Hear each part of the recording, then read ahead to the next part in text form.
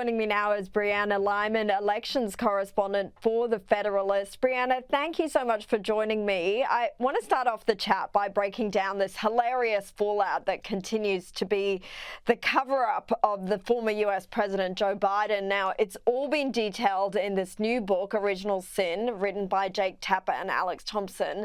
And if you may remember, Tapper was one of the biggest defenders of President Biden during his presidency. But now this week, he claims to look back on it with humility. This all seems very convenient, Brianna, as he looks to sell his book.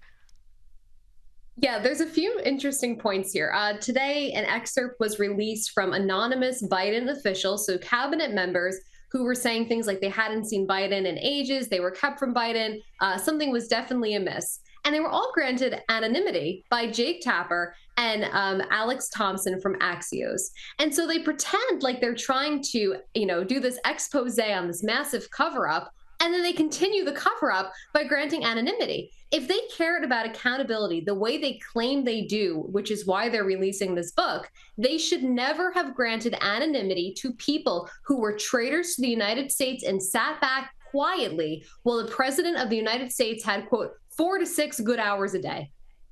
And they say they spoke to 200 people for this book. So, I mean, that's a lot of anonymity right there.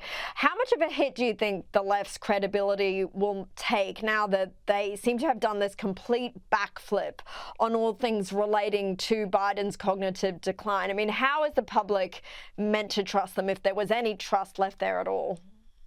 Well, that's exactly why they have this book coming out. They had no trust left in them for many reasons, but I think the Biden cognitive decline story was the creme de la creme. And what they're now trying to do is they're trying to rehabilitate their reputation by saying, we were duped and we're just as stunned as you are, which is also really bad defense, because they're saying, or they're pretending, that Joe Biden walking off into the Amazon rainforest, forgetting details about his son's death, calling out for a dead congresswoman was a masterclass in deception. So that means that people like Jake Tapper and the rest of them are just idiots and are saying, hey guys, we're pretty stupid, but now we've caught on to it, so you should trust us. Like, there's no good defense for the cover-up that they engaged in.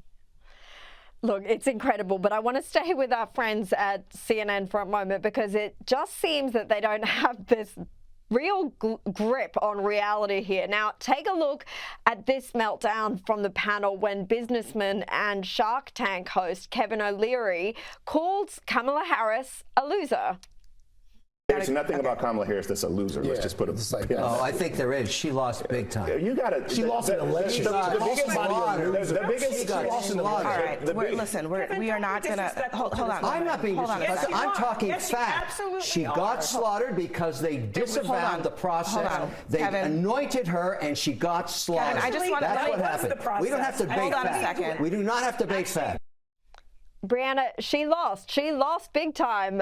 Therefore, she's a loser. I'm struggling to see what the issue is here. Yeah, there's a really weird sense of denial here. And the rest of the video clip, Abby Phillip says, well, she was elected vice president in 2020, as if that means that she should have been the, presumptive nominee in 2024. That would be like in 2016, people saying, well, Hillary Clinton can't be the nominee because Joe Biden was elected vice president with Obama in 2012. So of course he's next in line, right? So the weird denial we're seeing makes no sense. And instead of acknowledging that Kamala Harris did lose, she is a loser, quite literally, they're trying to rewrite history. And I think that might make them the election deniers that they claimed all the rest of us were. Well, look, a rare moment of truth maybe for CNN, or a different side of things. Viewers have been left shocked after one of their hosts praised the president for his ability to essentially close the southern border. CNN's Abby Phillip had this to say on the network. Trump has succeeded. He has shut the border down. There are no border crossings virtually happening right now. Brianna, if CNN is even admitting it, it just goes to show how much of a success Border Patrol has been under President Trump.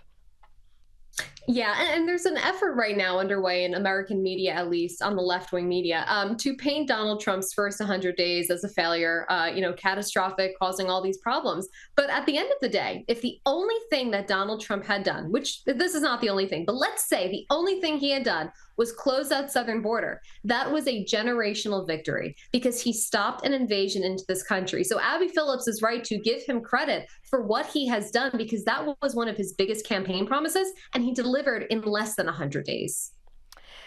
Let's move to the Democrats, who this week received some pretty wise advice from longtime strategist James Carville. Have a listen to what Carville thinks the Democrats need to do to avoid the same outcome as the last election.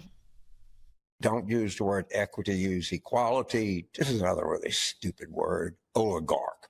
Who the knows what an oligarch is? I wouldn't even use the LBGQT plus or whatever it is. Don't use words like intersectionality. So when you hear your elected representative, you hear Democrats, you hear sane people using words that are not the right word, let them know that that kind of language is not helpful. Brianna, wow, it seems as simple as the party of division needs to be less divisive. Who would have thought?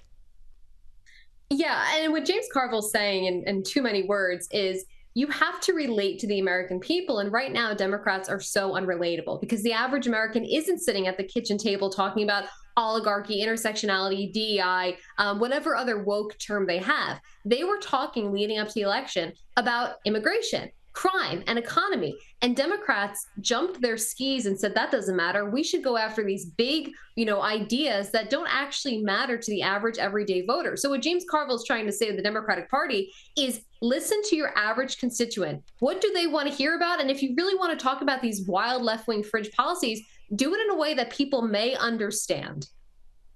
Brianna Lyman, thank you so much for joining me. Thank you so much for having me.